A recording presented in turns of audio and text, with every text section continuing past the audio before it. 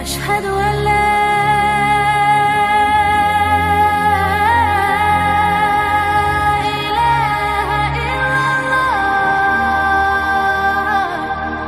kisah-kisah para nabi dalam Al-Quran. Kita sudah sampai kepada kisah Nabi Allah Musa alaihi salatu wassalam. Tetapi sebelum kita mengkisahkan Nabi Allah Musa alaihi salatu wassalam, kisah Nabi Musa tidak lepas dari kisah-kisah Bani Israel. Jadi malam ini kita akan sedikit mengkisahkan dulu seputar kisah-kisah Bani Israel yang tidak ada kaitan langsung dengan Nabi Allah Musa alaihi salatu wassalam. Dan mengkisahkan tentang kisah Bani Israel dibolehkan di dalam Islam. Sebagaimana hadis Abi Hurairah radhiyallahu an mengatakan, haditsu am Bani Israel wala haraj. Tidak mengapa kisahkan Bani Israel, tentang kisah Bani Israel, dan tidak mengapa, kata Nabi. Bahkan dalam sebuah hadis yang lain yang dikeluarkan dari Imam Ahmad dari hadis Abdullah ibn Amr ibn As radhiyallahu an,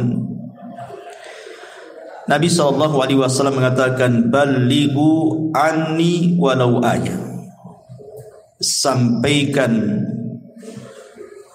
pada manusia dariku walaupun satu ayat. Wa hadithu an Bani Israel wala haraj. Wa man kadzaba alayya muta'ammidan falyatabawwa maq'adahu minan nar. Dan kisahkan juga tentang kisah-kisah Bani Israel dan tidak mengapa. Barang siapa yang berdusta atas namaku, kata Rasul, secara sengaja, maka silahkan tempat duduknya di neraka. Bahkan hadis Jabir bin Abdullah radhiyallahu an, hadis ini disahihkan oleh Syekh Nasiruddin Al-Albani rahimahullahu taala.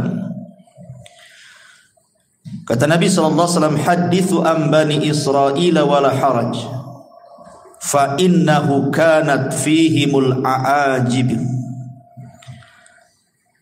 Ceritakan oleh kalian tentang kisah-kisah Bani Israel dan tidak mengapa, karena dalam kisah-kisah mereka itu ada keajaiban-keajaiban. Kemudian setelah itu dikisahkan tentang sekelompok manusia di zaman Bani Israel, di mana mereka ingin menghidupkan orang yang sudah mati. Kata beliau, Nabi sallallahu alaihi wasallam, summa ansha'a yuhaddithu sallallahu alaihi wasallam faqala kharra ta'ifatun min Bani Israel hatta atau maqbaratan lahu min maqabirihim faqalu law sallayna rak'ataini da'awna Allah azza wa jalla an yukhrija lana rajulan mimman qad mata nas'aluhu anil maut. Qala fa fa'alu fa bainahum kadzalika ittala'a rajulun ra'sahu min qabri. Kemudian dikisahkan ada sekelompok Bani Israel yang keluar sehingga mereka mendatangi salah seorang kuburan di antara kuburan-kuburan mereka. Lalu sebagian mereka berkata, sebaiknya kita solat 2 rakaat dan berdoa kepada Allah agar Dia mengeluarkan kepada kami seseorang yang telah mati untuk kita bertanya tentang rasa kematian. Lalu kemudian mereka pun berdoa. Ketika mereka sedang berdoa itulah tiba-tiba kemudian keluar kepala dari kuburan itu, muncul kepalanya ke atas. Kemudian ketika muncul kepalanya di atas itu, orang yang sudah mati yang dihidupkan ini tiba-tiba ngomong dan mengatakan, ya haula ma aradtum ilayya, wahai kalian, apa maksudnya kalian membangkitkan aku? Faqad mittu mundu mi'ati sana, aku sudah mati 100 tahun yang silam. Fama sakantu an hararatil maut wa an hararati al mauti, dan sampai sekarang aku masih belum terlepas dari rasa panas saat kematianku. Kemudian dia mengatakan, fad'ullaha azza wa jalli an yu'idani kama kuntu. Sekarang kalian berdoalah kepada Allah untuk Allah kembalikan kepadaku ke dalam kuburan. Ya mungkin kalau di zaman sekarang kan enggak ada dan tidak bisa juga kita lakukan. Tapi hadis ini sahih. Makanya kenapa Nabi SAW mengatakan dalam kisah-kisah mereka itu terdapat keajaiban.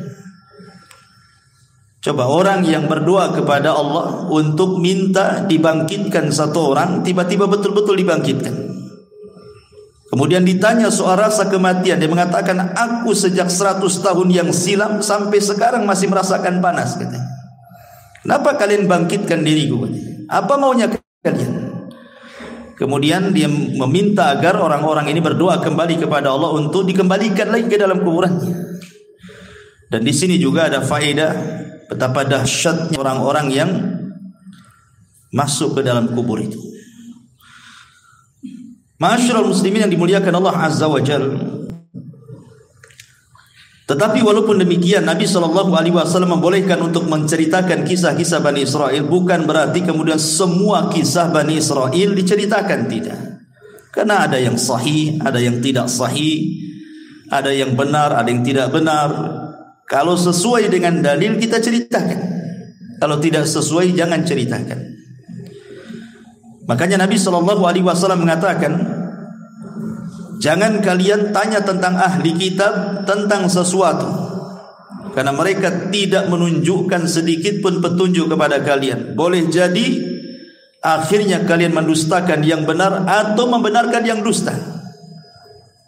Dari sini kita tahu bahwa kalaupun harus mengkisahkan kisah mereka, maka kisah-kisah yang sesuai dengan dalil saja.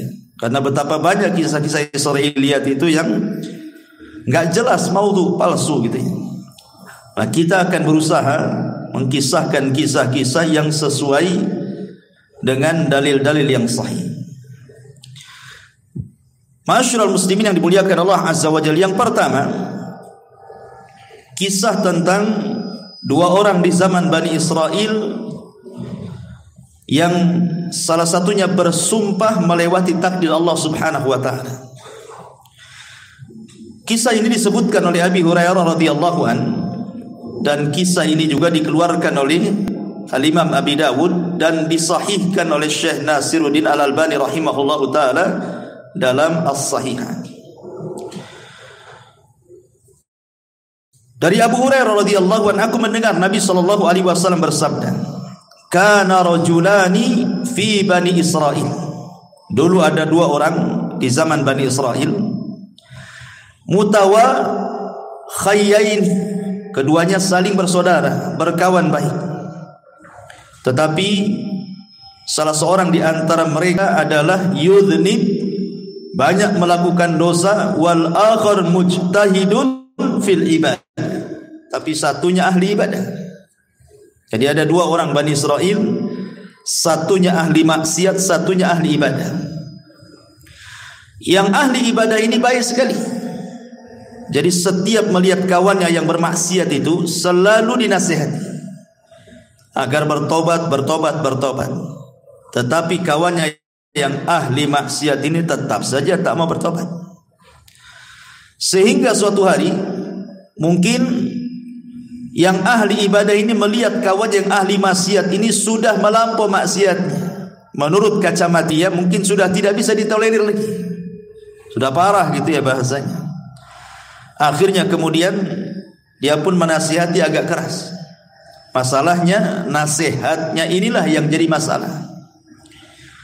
Dia mengatakan kepada kawannya ini yang ahli maksiat ini dengan bersumpah, wallahi illam tatub la yaghfirallahu lak aw la yadkhulukallahul jannah.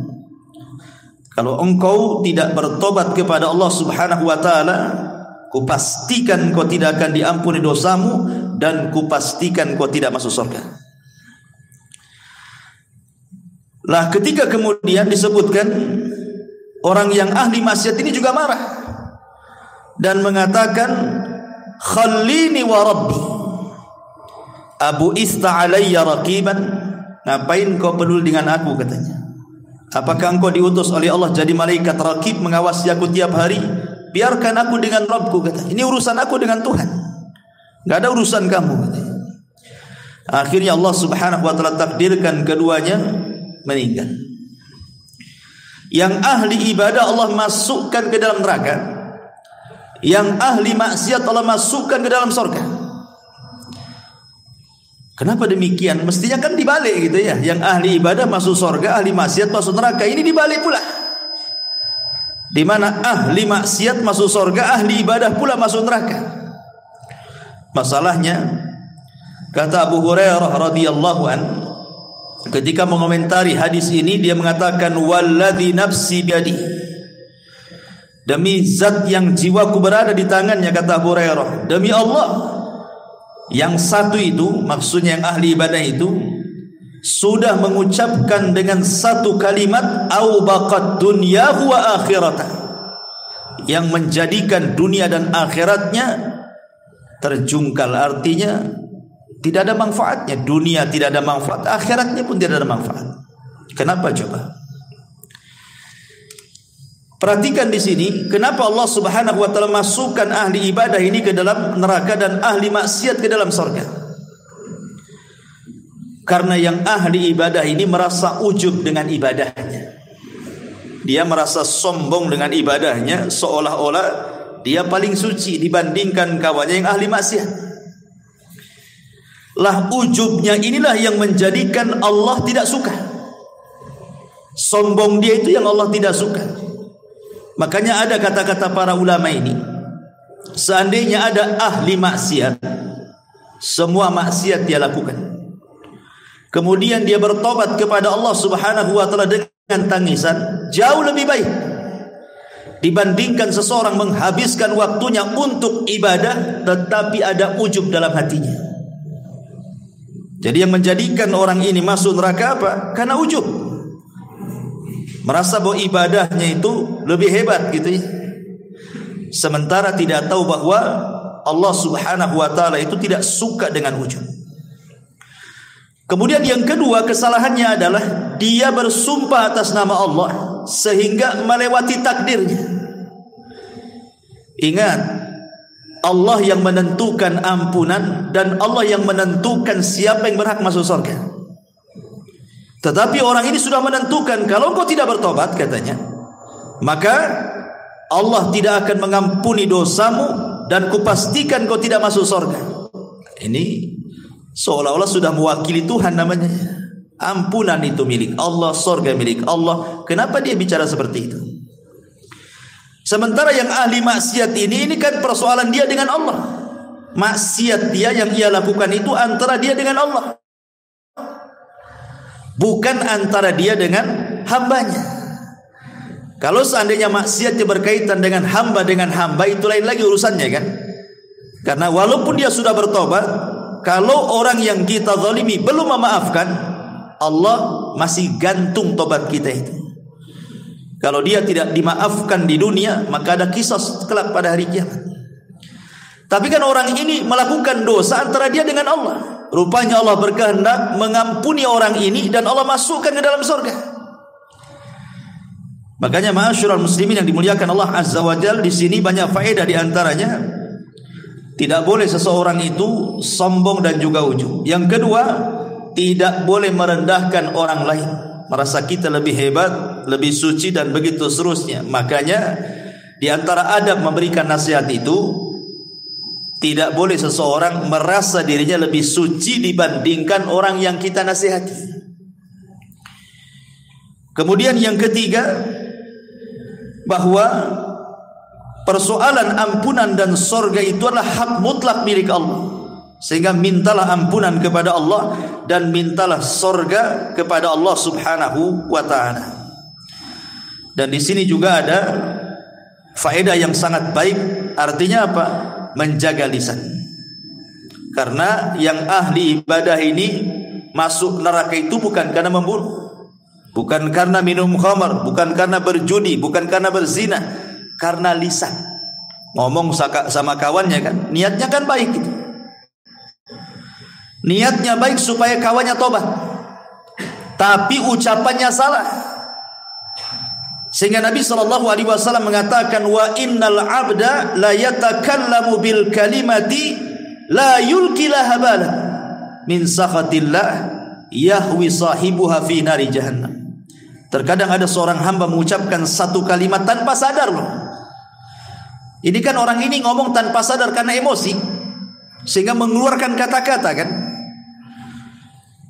Tetapi tetap saja sadar ataupun tidak, orang ini karena sudah mengucapkan satu kalimat yang membuat Allah murka, cukup Allah masukkan dia ke neraka.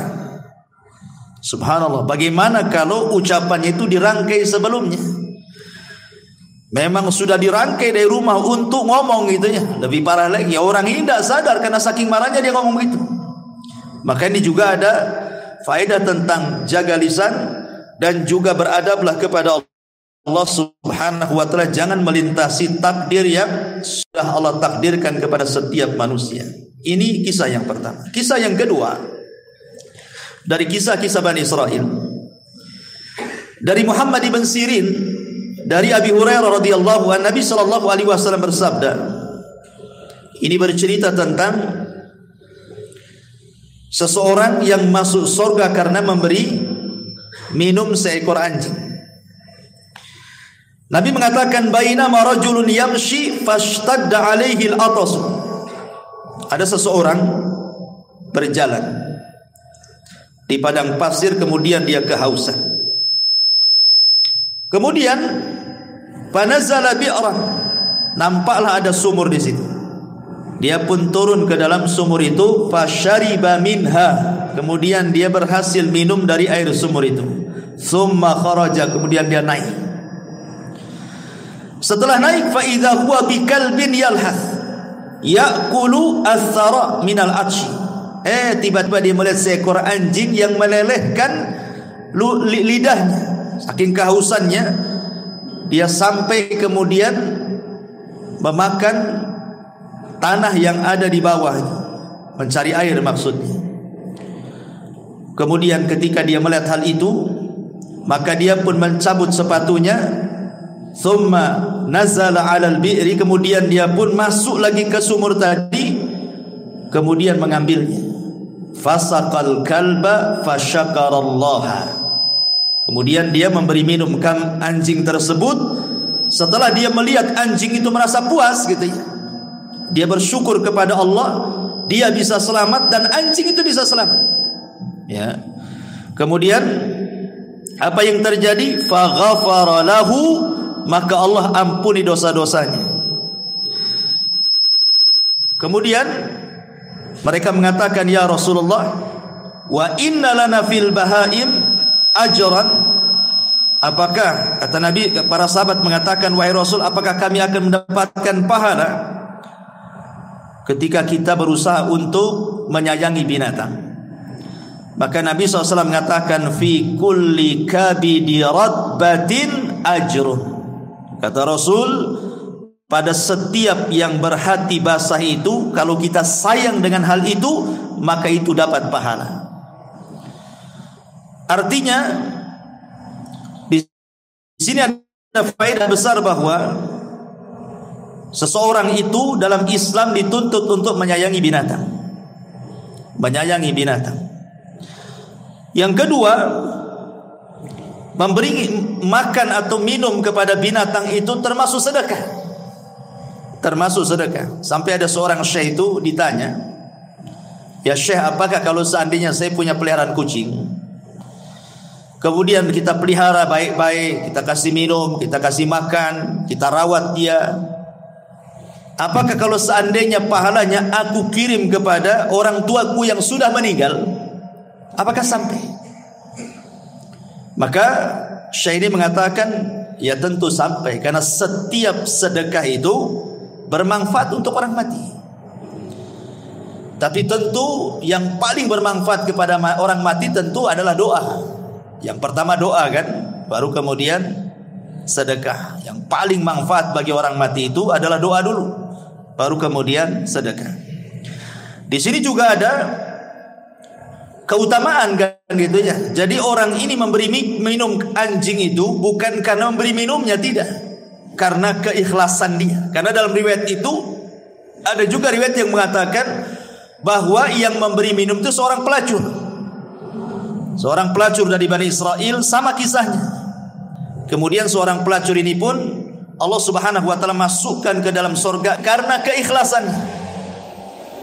Jadi bukan karena memberi minumnya, tetapi karena keikhlasan dia. Jadi Allah melihat keikhlasannya sehingga Allah masukkan wanita itu ke dalam surga, menunjukkan keutamaan ikhlas di sini. Ini kisah yang kedua. Kisah yang ketiga, kisah seorang nenek di zaman Bani Israel yang minta surga. Ini dijelaskan dalam riwayat Abi Musa al-Ash'ari radhiyallahu an. Hadis ini juga disahihkan oleh Syekh Nasiruddin Al-Albani rahimahullahu taala. Ketika Nabi sallallahu alaihi wasallam pulang dalam peperangan, kemudian kehabisan bekal. Kemudian dia pun mencari orang yang mau menjamunya. Ketemulah seorang nenek Yahudi di perbatasan Madinah. Dalam riwayat Arabian, seorang Arab Badui. Kemudian Nabi SAW meminta izin untuk meminta sesuatu yang dimakan dia, diminum dia dengan para sahabatnya. Maka dengan senang hati wanita Yahudi yang sudah tua, atau dalam riwayat seorang Arabi, seorang Arab Badui ini, memberi makan dan minum Rasul dan pasukannya. Maka Rasul itu ingat tidak pernah melupakan jasa kebaikan orang. Makanya Nabi SAW bertanya, sepulangnya kami ke Madinah, kira-kira apa yang bisa kami berikan kepadamu atas jasa kau memberi makan dan minum kepada kami?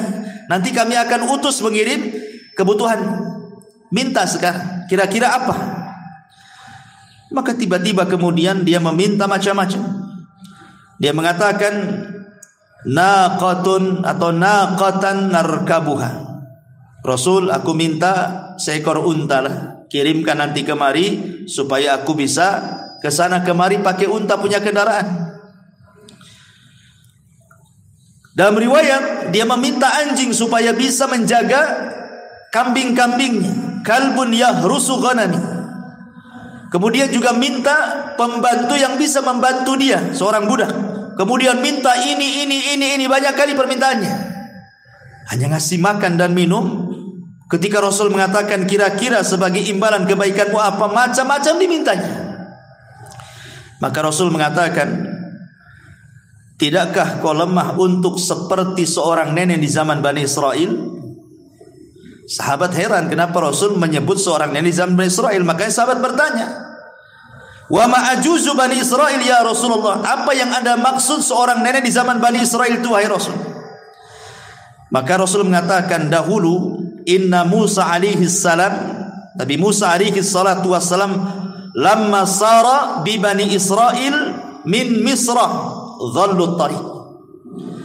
Jadi ketika Musa ini dengan Bani Israel menyeberangkan dari Mesir menuju perjalanan Palestina, tiba-tiba nyasar, sesat jalannya, nggak tahu kemana arahnya. Kemudian para tokoh-tokoh Bani Israel, orang-orang pilihan Nabi Musa ini mengadu kepada Nabi Musa dan mengatakan, kami ingat bahwa dahulu Nabi Yusuf alaihi salatu wassalam sebelum meninggal, dia berwasiat agar dikuburkan di Palestina, jangan dikuburkan di Mesir. Akhirnya kemudian Nabi Musa mengatakan, kalau begitu kita ambil jasadnya, karena jasad para nabi itu tidak akan dimakan tanah. Walaupun ratusan tahun, ribuan tahun sekalipun tetap saja jasadnya seperti itu. Kalau seandainya Allah izinkan kita membongkar kuburan Rasul kita, tentu jasadnya tidak akan dimakan tanah. Tapi kan tidak boleh kita mengambil jasad Nabi. Lah, akhirnya Musa bertanya, siapa di antara kalian yang tahu tentang letak kuburan Nabi Yusuf itu? Maka salah seorang di antara mereka ada seorang nenek zaman Bani Israel ini. Kata Nabi Musa, kalau gitu kita datangi nenek itu untuk menunjukkan di mana kuburannya. Datanglah kemudian Bani Israel ini kepada nenek Bani Israel tadi dan minta ditunjukkan di mana letak kuburannya. Tetapi nenek itu juga tidak mau gratisan, tetap ada imbalannya. Sehingga Nabi Musa bertanya, apa imbalannya supaya engkau bisa menunjukkan di mana kuburan Nabi Yusuf? Tiba-tiba nenek ini mengatakan, aku hanya menginginkan an akuna ma'aka fil jannah. Tolong doakan kepada Allah, jadikan aku bersamamu di surga, kata. Subhanallah, ya. Tentu Nabi Musa terdiamlah. Nabi Musa kan enggak punya surga. Yang punya surga Allah, kan begitu. Masa hanya menunjukkan di mana kuburan Nabi Yusuf minta surga? Jadi teman Nabi Musa lagi, kan? Terlalu tinggi kan bayarannya. Tetapi Allah Subhanahu wa taala kabulkan permintaan nenek ini. Kemudian diutus Jibril, kemudian diberitahu kepada Nabi Musa, katakan kepada nenek itu sudah dikabulkan. Maka Musa pun mengatakan, Allah sudah mengabulkan permintaanmu. Sekarang di mana kuburannya? Kemudian ditunjukkan dan diambilnya jasad Nabi Yusuf. Kemudian mereka pun tidak lagi tersesat jalan dan Nabi Yusuf dikuburkan di mana? Di Palestina. Ya. Lah kisah ini, ma'asyiral muslimin yang dimuliakan Allah Azza wa Jalla, Rasul ingin menyinggung seorang nenek yang mengatakan orang Badui, ada juga yang mengatakan seorang nenek Yahudi. Maksudnya kalau sudah tua itu jangan macam-macam permintaan dunianya. Lihat nenek zaman minta unta, minta anjing untuk menjaga ternaknya, minta pembantu, minta ini, minta itu. Kok sudah tua maksudnya? Kalau sudah tua itu dekat mati. Banyak-banyak minta surga gitu maksudnya.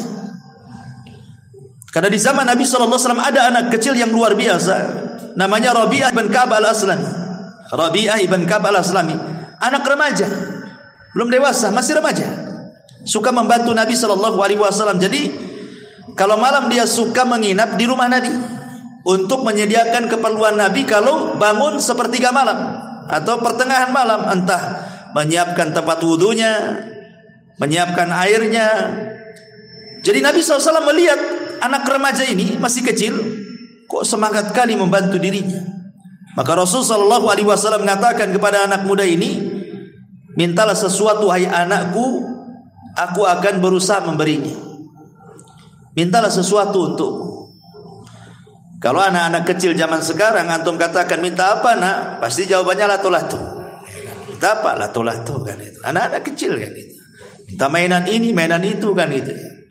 Tapi lihat anak kecil di zaman Nabi, dia mengatakan ketika Rasul mengatakan salini, minta sesuatu kepadaku. Kata anak ini mengatakan as'aluka murafaqataka fil jannah. Tidak wahai Rasul, aku hanya ingin menjadi temanmu di surga. Anak kecil gitu ngomong begitu coba. Aku hanya ingin menjadi temanmu di sorga katanya. Nabi SAW gak yakin awa ghaira dhalik, yang lain.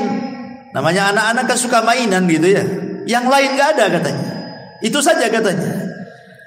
Maka tetap anak ini mengatakan tidak wahai Rasul, hanya itu saja katanya. Aku ingin menjadi temanmu di sorga katanya. Maka Nabi SAW mengatakan fa inni ala nafsika bi kathrati sujud. Kalau begitu bantulah supaya keinginanmu tercapai. Nah, kau banyak-banyak sujud, banyak-banyak sholat. Sejak itulah Rabi'ah al-Aslami, Rabi'ah ibn Ka'ab al-Aslami, dia memperbanyak sholat. Maksudnya sholat sunnah ya, sholat wajib sudah jelas. Sampai dia wafat. Ya, itu anak kecil nih.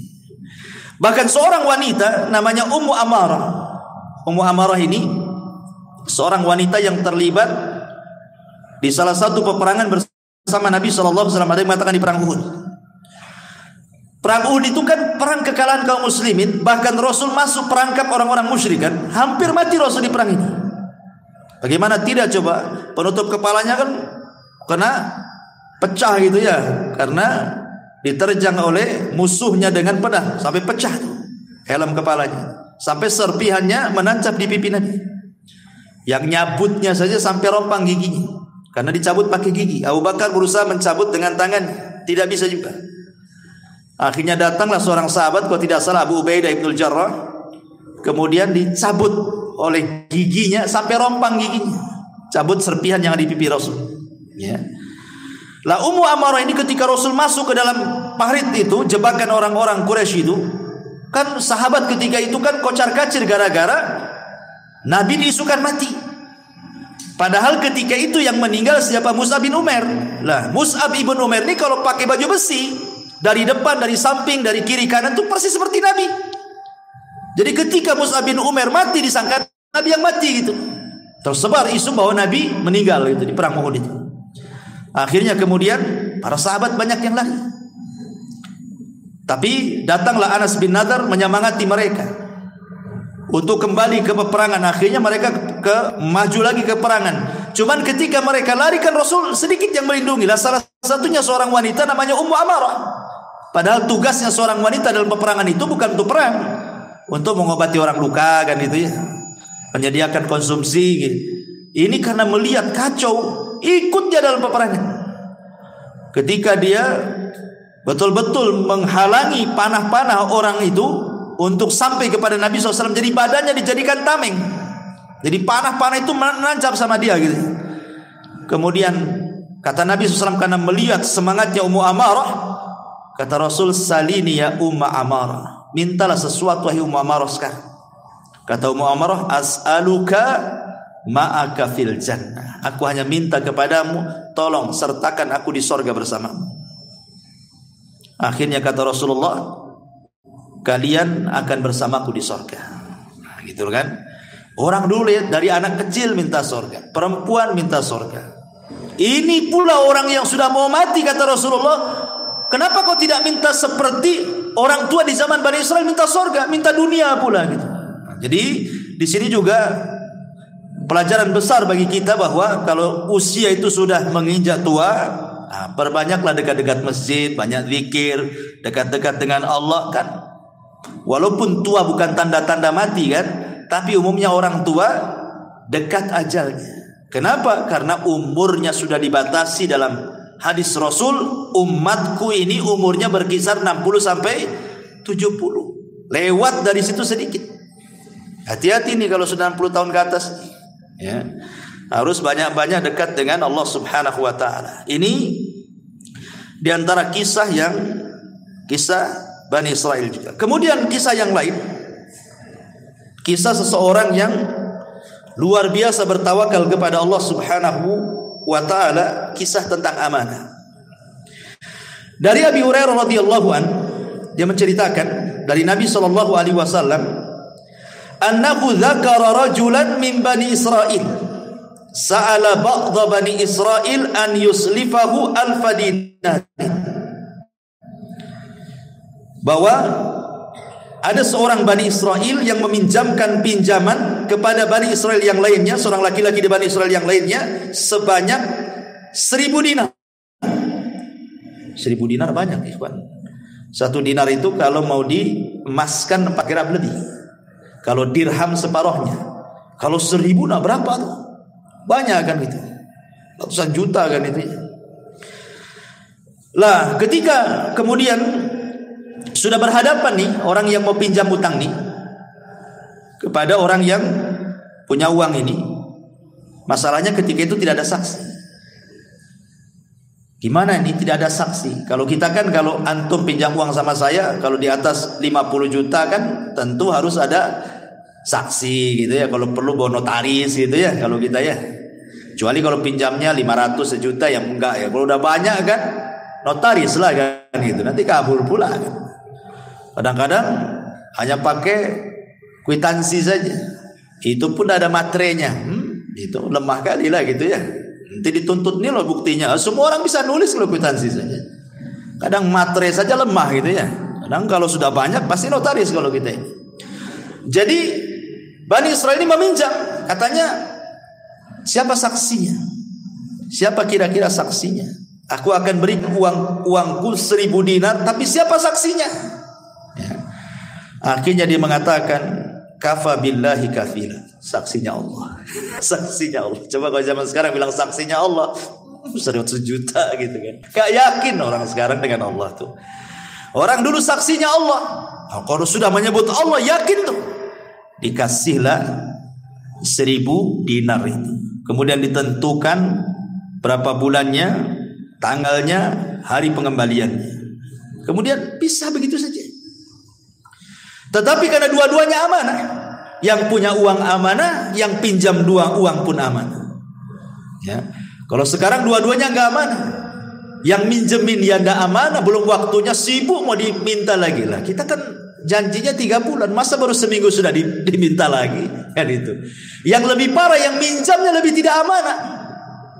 Malah kemudian sudah waktunya bayar, tak mau bayar.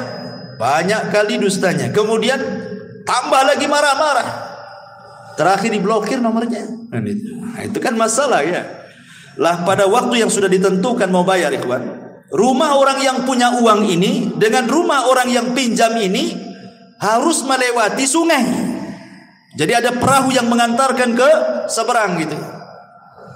Jadi hari itu pagi-pagi buta ala ini, orang ini berangkat dari rumahnya ingin bayar uang.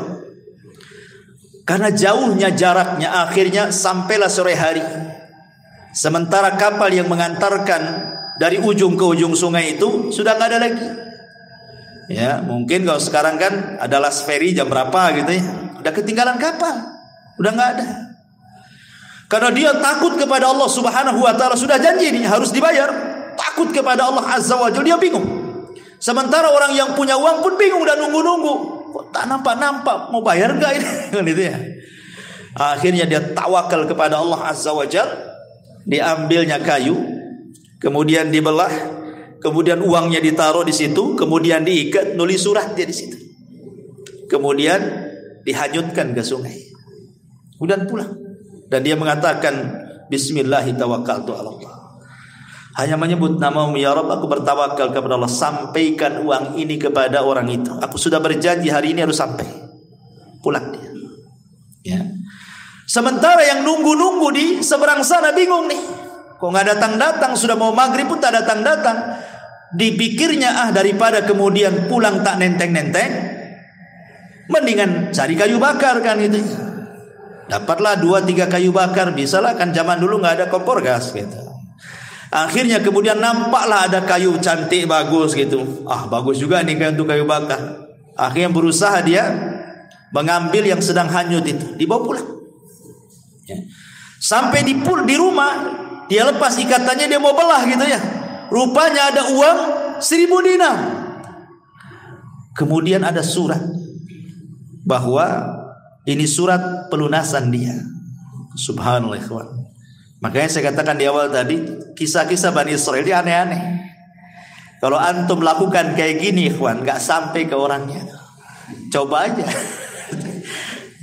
Anyutkan aja kayu itu. Apa enggak untung yang ngambil yang mandi itu kan itu ya. Nah dari sini ma'asyiral muslimin yang dimuliakan Allah Azza wa Jalla, ketika akhirnya ini pun bingung nih, karena kan zaman itu belum ada handphone. Kalau ada handphone kan bisa lah WA gitu, sampai tak gitu kan. Nah, tak sampai ya, atau sampai kan enggak ada WA. Jadi suatu hari ketemu. Ini orang yang ngutangi dengan orang yang berhutang ini. Kemudian dia mengatakan kepada orang ini, sesungguhnya waktu aku hendak mengirim uang itu kapal sudah tidak ada. Tetapi aku berusaha meletakkan di kayu. Mudah-mudahan sampai kepadamu. Kemudian dia mengatakan, fa innallaha qad adda 'anka alladhi ba'da. Tenang, Allah sudah hantarkan kayu yang kau simpan uang itu kepadaku, katanya. Subhanallah. Dari sini kata para ulama, bagaimana ada beberapa faedah. Yang pertama tentang pentingnya seorang itu membayar hutang, sudah jelas ya. Kemudian yang kedua di sini ada fadlut tawakkul, keutamaan tawakal yang kuat, pasti orang bertawakal itu akan menyampaikan kepada tujuannya. Orang kalau menghendaki sesuatu kemudian menambatkan kepada Allah keinginannya, pasti Allah Subhanahu wa taala tidak akan menyia-nyiakan orang yang mengatakan, "Ya Rabb, wahai Rabb, aku ingin begini." Tawakalnya kuat, ya. Kemudian juga di sini juga ada tentang karamah para wali. Isbat karamah al-auliya. Bagaimana di sini wali-wali Allah yang betul-betul beriman dan bertakwa Allah tolong. Ya, ini kan keajaiban gitu kan, mengantar uang pakai kayu bakar gitu. Kemudian juga dibolehkan seseorang di sini untuk hutang piutang. Dan ingat, hutang piutang dalam Islam ini murni persoalan sosial. Tidak boleh mengambil keuntungan dalam hutang piutang. Ingat ya, hutang piutang ini persoalan sosial. Murni soal persoalan sosial, sehingga tidak boleh mengambil keuntungan. Kalau ada hutang piutang mengambil keuntungan, berarti Anda sedang bertransaksi riba. Seperti dulu kan rentenir, pinjam 100 bayar 110, ya kan? Pinjam 1000 bayar 1100. Itu rentenir. Atau di bank-bank ribawiyah kan ma'ruf. Hutang-hutang mesti harus ada bunganya. Semua riba, tidak boleh. Ataupun hutang piutang seolah-olah digambarkan bisnis. Yang banyak terjadi di masyarakat kan, pamannya saya sudah punya usaha, sudah jalan, cuman pengen dikembangkan, tidak ada modal lagi.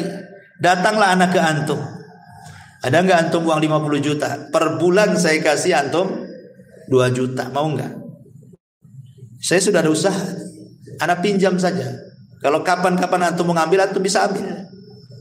Akhirnya antum kasih ke saya 50 juta, tiap bulan anak kasih 2 juta, 2 juta, 2 juta. Sudah 1 tahun antum butuh duit. Saya butuh duit lah, bisa nggak dibalikin duitnya? Yang kapan? Yang dulu yang 50 juta saya kembalikan 50 juta. Maka yang tiap bulan 2 juta, 2 juta itu riba tuh antum makan. Ya. Itu bukan bisnis namanya, itu hutang piutang namanya. Kalau bisnis itu tidak bisa dibuat nominal secara angka, harus dibuat nominal secara persen.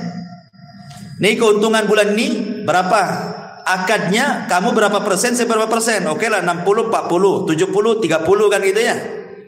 Nggak boleh diangkakan tiap bulan kamu 2 juta. Kenapa? Sebab kalau untung banyak, yang rugi yang punya modal. Kalau untung sedikit, yang rugi yang memainkan modal. Masa dalam bisnis ada untung rugi gitu kan? Harus sama-sama. Senang bagi 2 gitu ya. Susah juga ditanggung bersama. Nah, itu yang terjadi di masyarakat. Nah, yang seperti ini riba tidak boleh, karena ada kaidah mengatakan kullu qardin jarran naf'an fahuwa riba. Setiap barang jaminan yang kemudian terdampak ada manfaat, maka manfaatnya riba. Kan seolah-olah begini, saya taruh 50 juta tapi jaminannya kamu ngasih 2 juta per bulan. Seolah seperti itu jadinya. Nah, maka ini riba, tidak boleh ya. Jadi kalau seandainya kita ini naruh modal 50 juta, 100 juta kemudian rugi, ya kan kesepakatan namanya rugi. Gimana lagi? Kecuali kalau seandainya teledor, umpamanya nih bisnisnya herbal, tanpa sepengetahuan pemodal ganti pula bisnis sepeda motor. Nah, itu lain lagi itu. Itu keteledoran orang yang memainkan modal namanya. Ya berhak kita mengambil uangnya. Akan kita kan jual herbal, kenapa jadi jual motor second antum? Akhirnya rugi kan itu. Balik duitnya, itu tidak masalah. Ya, jadi kalau itu kesalahan yang memainkan modal namanya. Tapi intinya dalam kisah ini kawan, bahwa pentingnya seseorang itu perhatian dengan utang piutang ini. Jangan enak ketika berutang, tak enak pula ketika membayar. Itu kebanyakan. Ya. Tapi ini juga kisah di zaman Bani Israel. Kemudian juga yang lain kisah di zaman Bani Israel adalah kisah orang yang membanggakan nasab. Hadis ini dikeluarkan Imam Ahmad dalam musnadnya dari sahabat Ubay ibn Ka'ab radhiyallahu anhu. Intasaba rajulani ala ahli Rasulillah sallallahu alaihi wasallam. Jadi ada 2 orang di zaman Rasul. Di zaman Rasul 2 orang itu berbangga dengan nasab. Dan ingat orang-orang jahiliyah dulu itu memang paling suka berbangga dengan nasab. Makanya ada ayatnya. Apa ayatnya? Alhaqumut takatsur hatta zurtumul maqabir. Maqabir. Apa artinya alhaqumut takatsur hatta zurtumul maqabir? Jadi orang-orang jahiliyah itu saking berbangga dengan nasab sampai menghitung kuburan. Nih kabilahku jumlahnya 1.000 orang. Berapa kabilahmu? Oh, kabilahku banyak, 1.500 orang. Kemudian mereka datang ke kuburan. Ayo kita hitung kuburan-kuburan gua. Nih, lihat kuburan. Sampai hitung kuburan orang itu. Nih kuburan, ini kuburan ini, kuburan ini. Dihitung tuh kuburan tuh. Nanti banyak-banyakan kuburan tuh. Terutama kuburan-kuburan orang-orang yang nenek moyangnya berhasil. Oh ini yang ini dulunya mantan menteri nih. Nah, ini mantan jenderal nih. Nah, begitu berbangga dengan kuburan orang jahiliyah itu. Jadi zaman Rasul, satu orang berbangga dengan nasab dan mengatakan, kamu tahu siapa saya? Kata. Saya anak fulan, ibn fulan, ibn fulan, ibn fulan, ibn sampai 9 kakeknya disebut. Kemudian setelah dia menyebut 9 kakeknya, dia menghina kawannya dari kabilah lain dan mengatakan, amma anta fala ummalaka.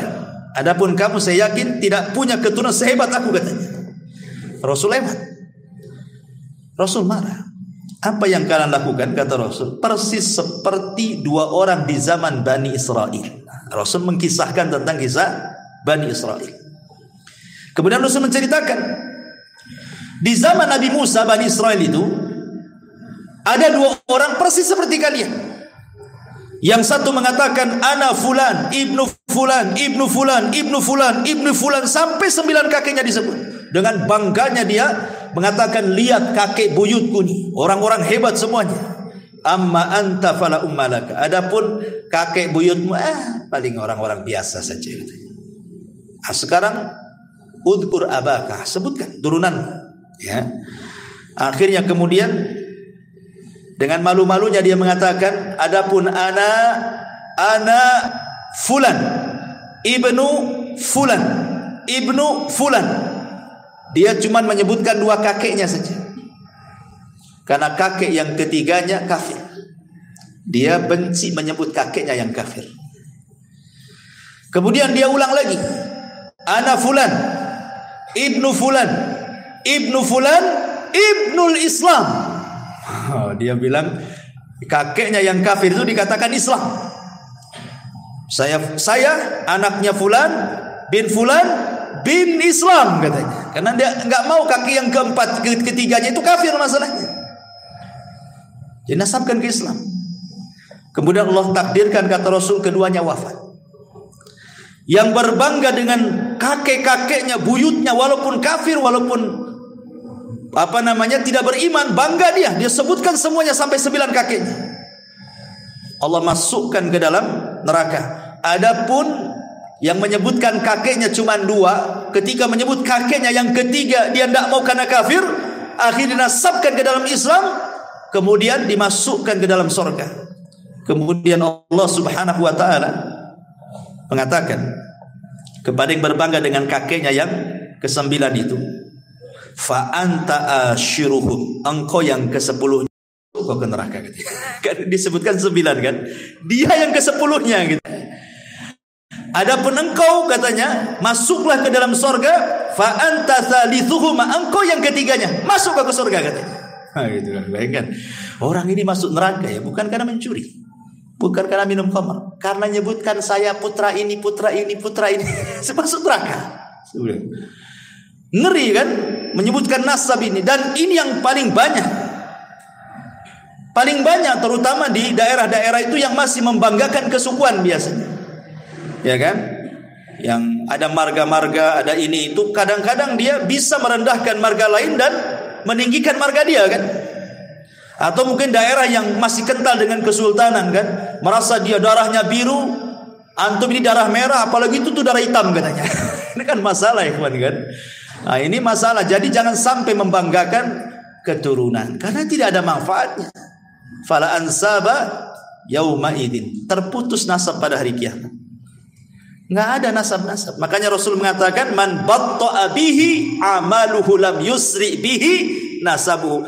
Kata Rasul, kalau lambat amalnya, percuma nasabnya. Hari ini orang ngaku syarifah, Syarif, Habib, Habibah gitu ya. Percuma saja ngaku Habib keturunan Nabi. Kalau kelakuannya kayak bajingan buat apa kan gitu. Percuma, karena yang dilihat itu bukan nasabnya, tapi amalannya. Lalu apa berbangga dengan nasab kan itu? Terkadang ada orang berbangga dengan nasab sedikit, saya keturunan Nabi, keturunan Nabi, keturunan Nabi kan itu ya. Ya, kita perlu berbangga juga. Nabi masih ada keturunan, kita muliakan mereka. Tetapi kalau buat kesombongan, buat apa coba? Maka nasab itu tidak ada gunanya di akhirat. Yang menjadikan orang masuk surga itu adalah amalan. Baik. Kemudian juga kisah yang lain, masih kisah di zaman Bani Israel, adalah kisah 3 orang yang diberikan penyakit kemudian diuji dengan nikmat. Masyhur kisahnya ya, karena terdapat dalam kitab Riyadhus Shalihin, hadis dari Abu Hurairah radhiyallahu anhu, di mana hadis ini juga terdapat dalam Sahih Bukhari Muslim, sudah jelas sahihnya ya. Jadi di zaman Bani Israel, singkat saja saya cerita, saya tidak akan baca nasnya kepanjangan. Di zaman Bani Israel itu ada 3 orang yang Allah Subhanahu wa taala berikan penyakit. Yang pertama abras, yang kedua aqra, yang ketiga a'ma. Abras, aqra, a'ma ya. Maksudnya abras itu seseorang yang punya penyakit sopak ya. Sopak itu apa ya? Semacam penyakit kulitnya, rusak kulitnya ya. Baras.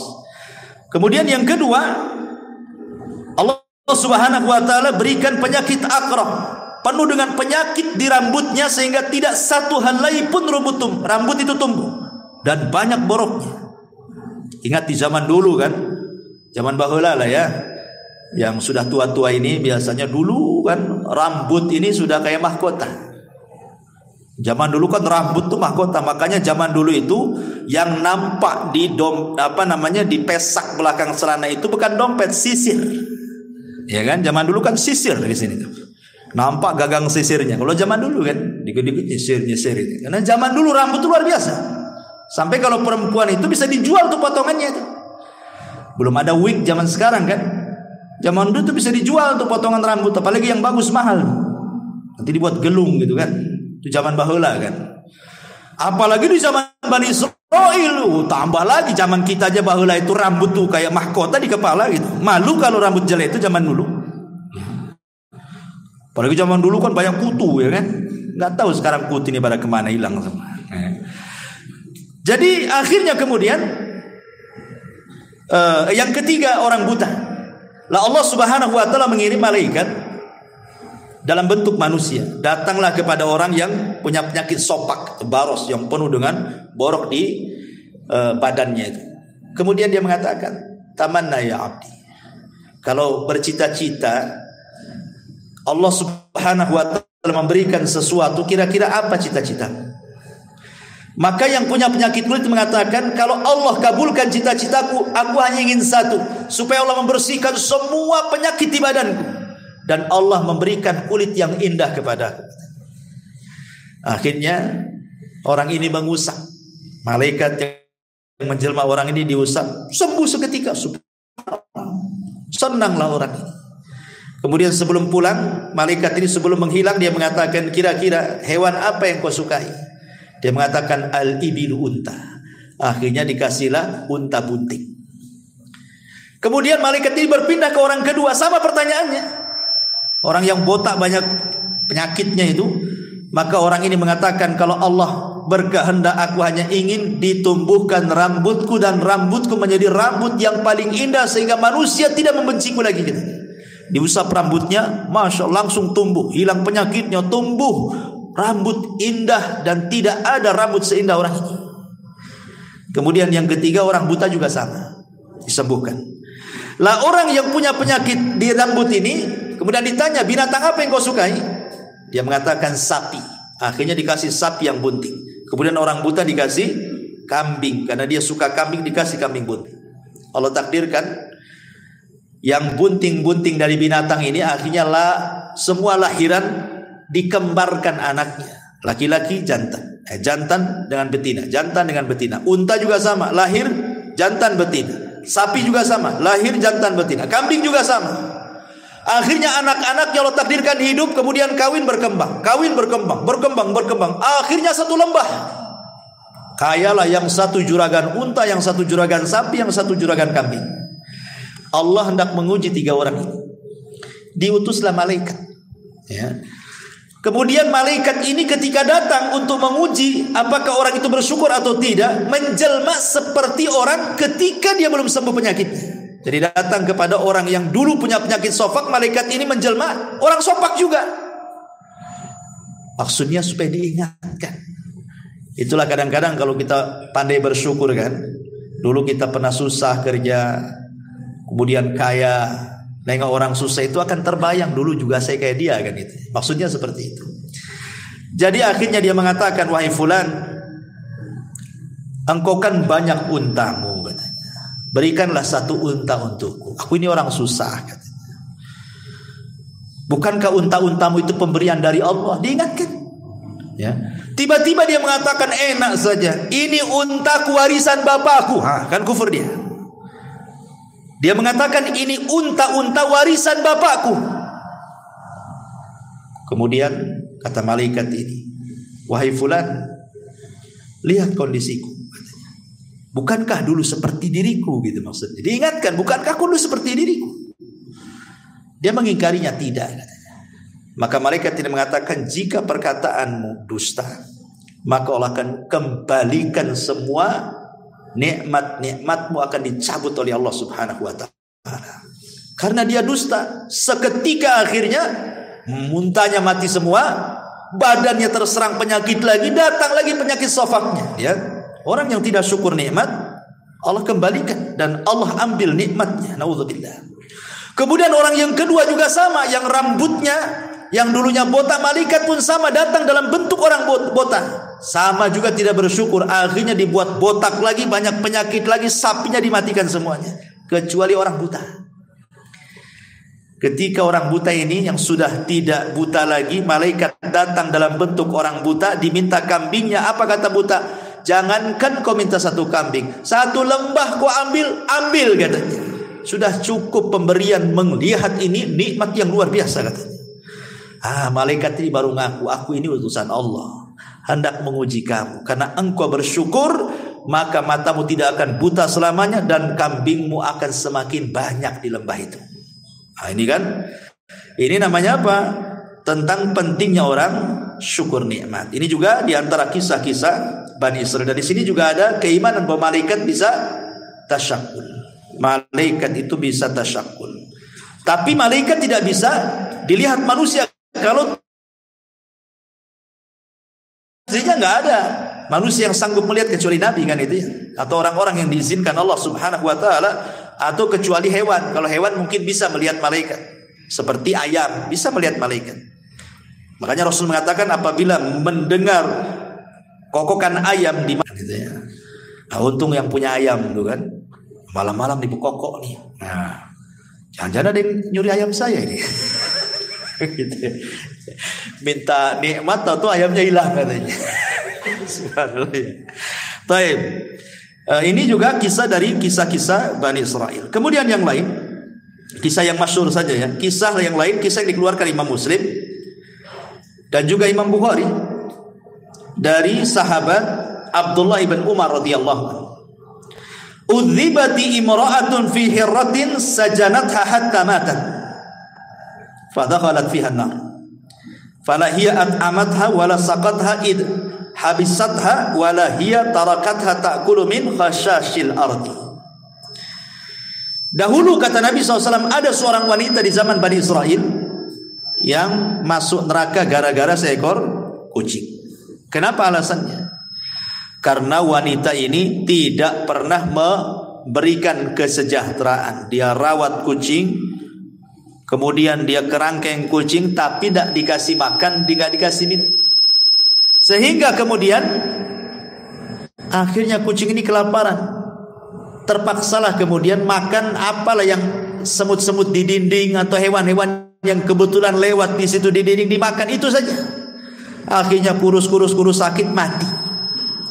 Kata Nabi SAW, wanita ini masuk neraka. Wanita ini masuk neraka gara-gara seekor kucing. Yang dimuliakan Allah Azza wa Jal, dari sini ada faedah. Ini juga wanita ini kan kisah zaman Bani Israel. Di antara faedahnya adalah haram hukumnya menyiksa binatang. Tidak mesti kucing, binatang apapun boleh disiksa, tidak boleh, kecuali binatang yang boleh dibunuh. Kecuali binatang yang boleh dibunuh. Apalagi binatang ini sudah Allah tundukkan kepada kita, sudah Allah jinakkan kepada kita, antum siksa pula.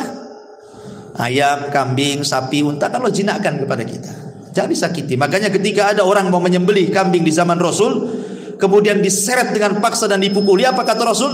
Hei fulan, apakah engkau akan membunuh kambing itu 2 kali? Sudah kau siksa, kau sembelih, katanya. Nggak boleh menyiksa binatang.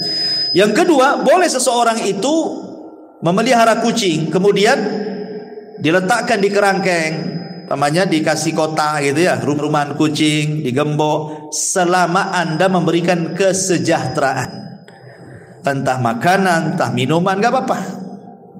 Ya, mafhum daripada hadis ini kan. Wanita ini kan melihara kucing, kesalahan dia karena nggak ngasih makan. Artinya kalau kasih makan, kalau kasih minum, kalau kasih kesejahteraan, tidak mungkin wanita ini masuk neraka. Mafhumnya kan seperti itu. Makanya dibolehkan orang itu memelihara kucing, asal kasih makan, kasih minum, kasih kesejahteraan. Kalau sudah waktunya kawin, ya kawinkan. Ya. Nah, tapi jangan antum pula yang kawinin dia.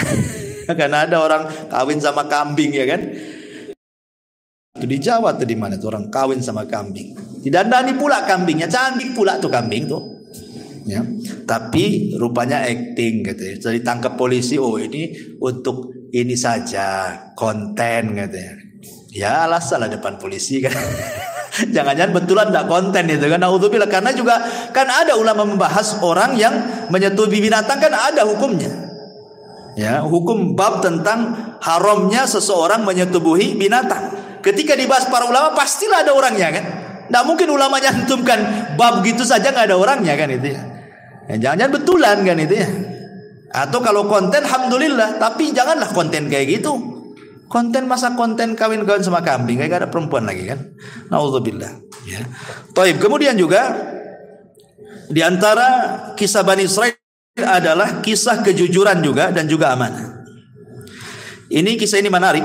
Kisah ini dikeluarkan Imam Bukhari dan Muslim dari Abi Hurairah radhiyallahu anhu. Ceritanya begini, singkat saja. Jadi ada seseorang punya tanah. Seorang ini punya tanah. Kemudian ada orang lain dari Bani Israel ingin membeli tanah itu. Akhirnya sudah deal-dealan harga sekian-sekian, deal, oke, kasih uang, mana tanahnya? Nih tanahnya, selesai. Ya, tiba-tiba nih yang beli tanah ini pas mau digarap, dicangkuli, mau ditanami, tiba-tiba nemu harta karun penuh dengan emas. Kalau seandainya untuk hidup 7 turunan cukup tuh, saking banyaknya harta karun. Ya. Akhirnya kemudian nggak enak dia. Lah, saya kan beli kebun, bukan beli harta karun kan itu ya. Dicari orang yang membeli tanah itu. Setelah ketemu, ya fulan, ambil harta karunmu ini, saya kan beli kebunmu, katanya. Kata yang punya tanah sebelumnya, oh tidak, saya sudah beli kebun ini kepadamu. Kalau kau nemu apa-apa dalam kebunku kan milik kamu, karena kau sudah beli, katanya. Yang membeli tanah, oh tidak bisa, saya hanya beli tanah, bukan beli harta karunnya, katanya. Asih begitu aja, coba bayangkan. Ini kalau terjadi di zaman sekarang, mana ada antum bilang ini.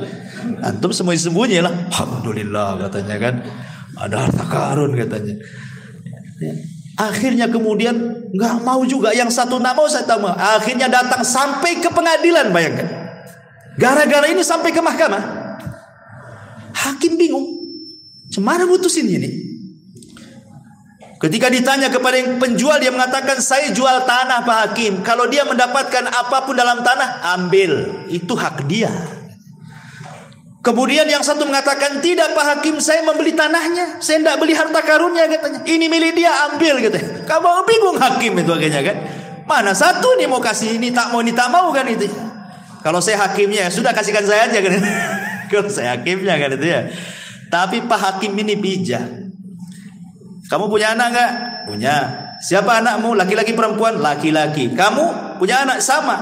Perempuan, laki-laki, perempuan. Kawinkan aja anakmu. Maharnya harta karunmu. Subhanallah. Akhirnya dinikahkan, jadi kaya anak-anaknya, nggak kemana-mana kan? Ya. Dari sini ma'asyiral muslimin yang dimuliakan Allah Azza wa Jal, ada faedah yang besar di sini dalam hadis ini tentang bayanu wara'il ba'i wal mushtari. Lihat bagaimana waroknya pembeli dan penjual. Penting warok dalam jual beli itu. Kenapa? Jangan sampai kita memasukkan hal yang syubhat dalam perut kita. Ingat Ibrahim bin Adham, dia beli segantang kurma di Mekah, 1 kilo lah bahasa, 1 gantang. Kemudian nampaklah 1 butir kurma di bawah gantang, dikiranya itu kurma yang jatuh dari gantang itu. Dia ambil, dia makan. Dia berhusnudzon itu mungkin boleh jadi di takaran itu yang sudah ditakar jatuh. Ya. Kemudian dia pergi ke Palestina karena ingin i'tikaf di Masjidil Aqsa. Berhari-hari dia ibadah nggak pernah khusyuk, Sholat nggak khusyuk, baca Quran nggak khusyuk. Akhirnya dia berpikir, itulah ulama dulu kalau memakan sesuatu yang haram tuh pengaruh kepada ibadahnya kan. Apa yang dilakukan saya ini? Kenapa ndak ibadah kok agak khusyuk-khusyuk? Diingat-ingat maksiat apa, perasaan tak ada maksiat saya kan. Rupanya teringat dengan 1 butir kurma. Oh, jangan-jangan gara-gara 1 butir kurma itu katanya. Langsung dia dari Palestina, bayangkan, berangkat bertolak ke Mekah. Ya kan jauh dari Palestina Mekah, mau sebulan ikhwan, PP 2 bulan kan itu ya. Langsung dicari orang yang jualan itu. Rupanya sudah tak ada. Tidak ada orang jualan itu. Ditampaknya dulu yang jual orang tua, sekarang kok jadi anak muda yang jual nih. Kemana yang jual tuh? Didatangi. Nah, mana orang yang jual dulu di sini? Kan di sini orang tua dulu. Kata anak ini, oh iya itu bapak aku sudah meninggal katanya. Mau menangis dia gara-gara meninggal. Ya. Kemudian dicerita, gimana nak? Kalau seandainya kamu ikhlaskan yang 1 butir, kan bapakmu sudah nggak ada, otomatis nih warisan kamu. Ikhlaskanlah yang 1 butir itu katanya. Kata anak ini, Pak, gitu ya, kalau 1 butir saya ikhlaskan, masalahnya bapakku itu anaknya banyak katanya. Anaknya bukan saya saja, anaknya banyak, bersebar di mana-mana. Kata Ibrahim bin Adham, subhanallah, sudah, mana alamat-alamatnya nih? Saya akan datang minta maaf kepada mereka, minta diikhlaskan. Satu-satu didatangi anak-anaknya. Ketika sudah mengikhlaskan semuanya, barulah dia khusyuk ibadahnya. Kita ini nggak pengaruh mau ngambil nggak ngambil ibadah, karena memang nggak pernah khusyuk kita.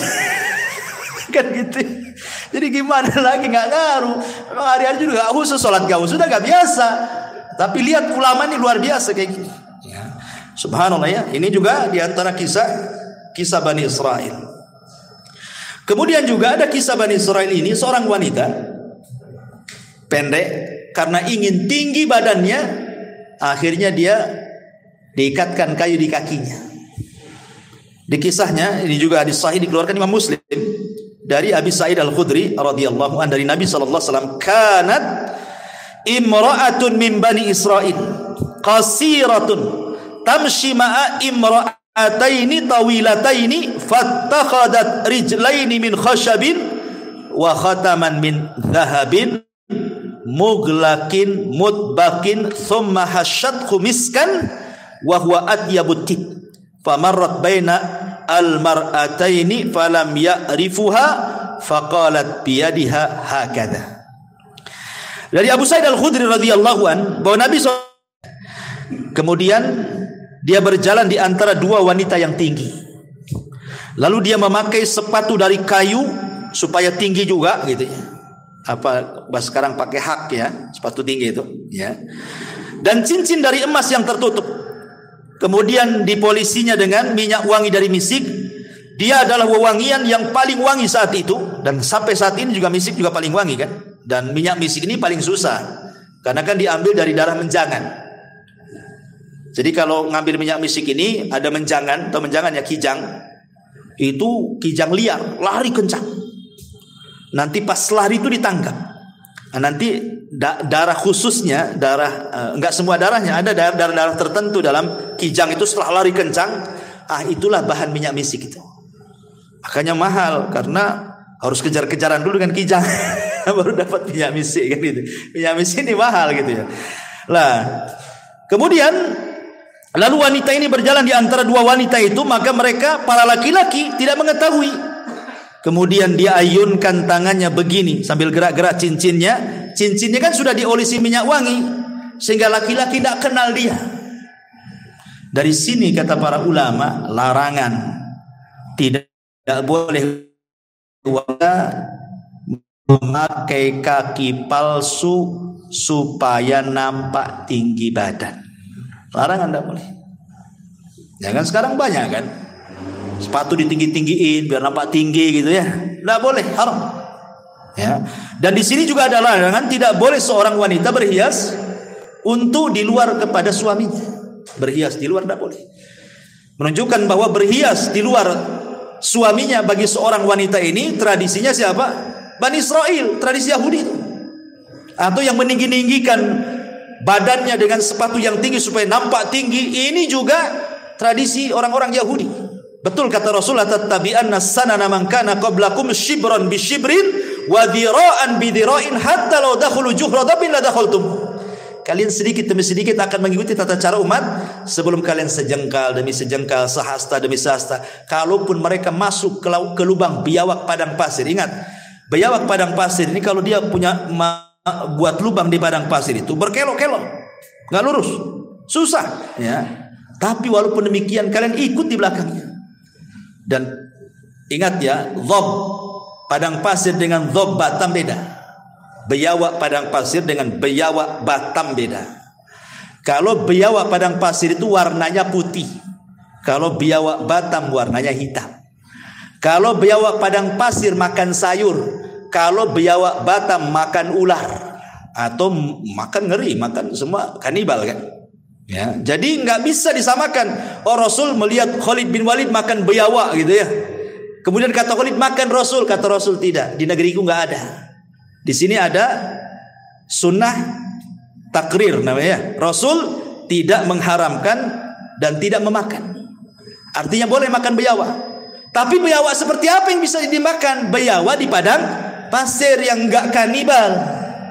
Sebab kalau biawak padang pasir nih disatukan dengan biawak Batam satu kandang, dimakan tuh biawak padang pasir tuh.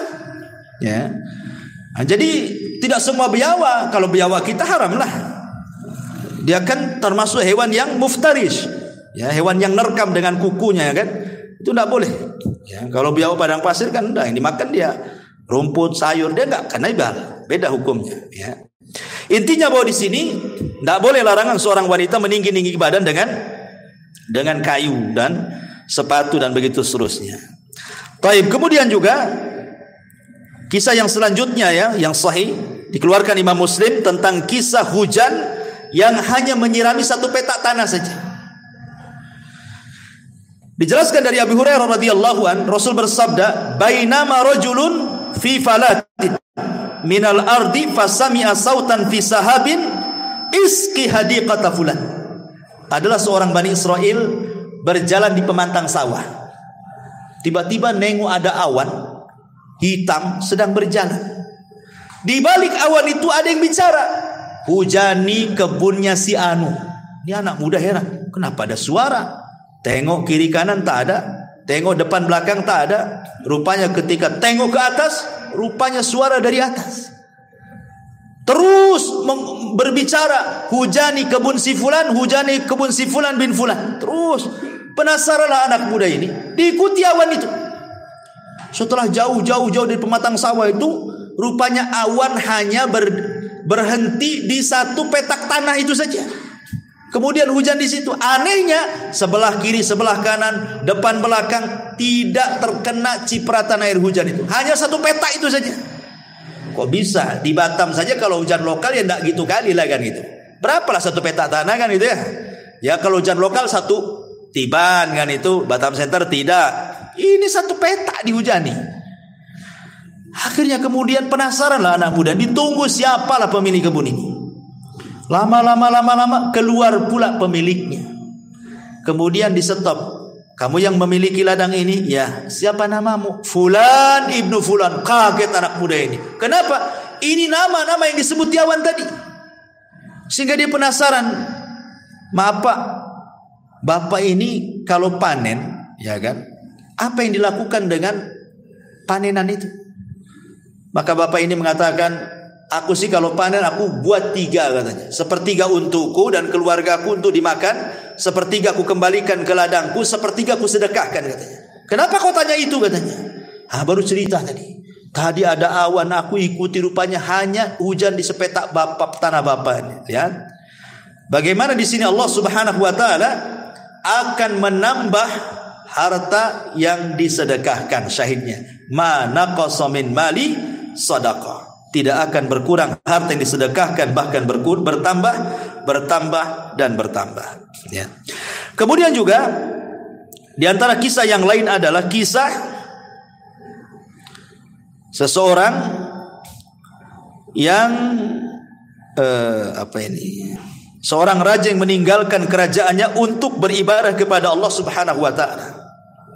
Kisah ini terdapat di dalam Al-Bazzar, At-Tabrani dalam Al-Awsat, dan juga Al-Kabir, dan menurut Imam Al-Haythami sanadnya hasan, dan juga diletakkan dalam As-Sahihah dan disahihkan oleh Syekh Nasiruddin Al-Albani rahimahullahu taala. Ya.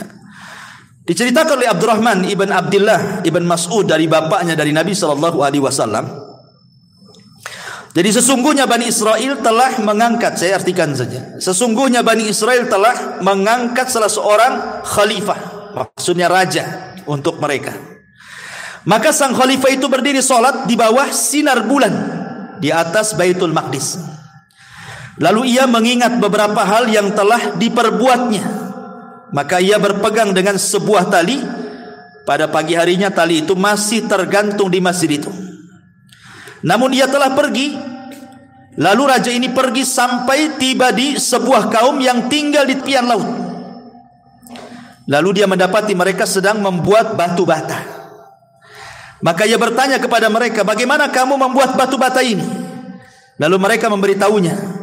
Maka ia membuat batu bata bersama mereka. Dia makan dari hasil tangannya, sehingga ketika tiba waktu sholat, ia bersuci, salat. Lalu ada seseorang pekerja yang melaporkan hal itu kepada pemimpin negeri itu. Dan dia berkata, di tengah-tengah kami ada seseorang yang berbuat ini dan itu. Maka pemimpin itu mengirimkan orang untuk menemuinya, agar ia datang kepadanya.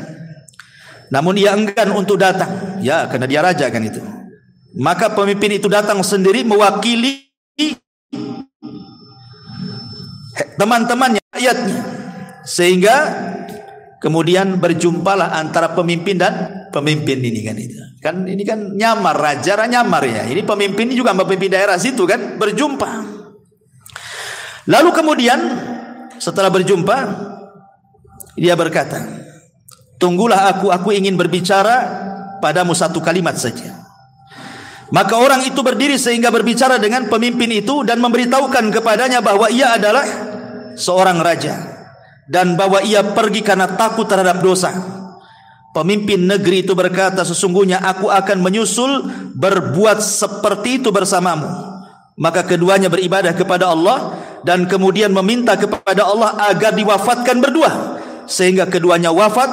Maka Abdullah bin Mas'ud berkata, kalau aku berada di Rumailah Mesir, tentu aku akan memperlihatkan kepada kamu kuburan kedua raja tersebut yang tobat bersama-sama. Luar biasa kisah ini kan. Jadi bagaimana di zaman Bani Israel ada seorang raja yang takut dosa. Kemudian karena takut dosa ditinggalkan kerajaannya. Nampaklah rakyatnya di situ ada yang sederhana, kerjanya cuman buat batu bata, ikut pula di situ. Kemudian dia kerja bersama mereka, makan bersama mereka. Disitulah dia merasakan lezatnya hidup bersama orang-orang susah. Tidak seperti ketika dia jadi raja gitu kan. Akhirnya kemudian kan aneh, raja itu kan beda penampilannya, pasti terawat gitu ya. Orang desa kan nampak orang desa ya, nggak terawat badannya ya.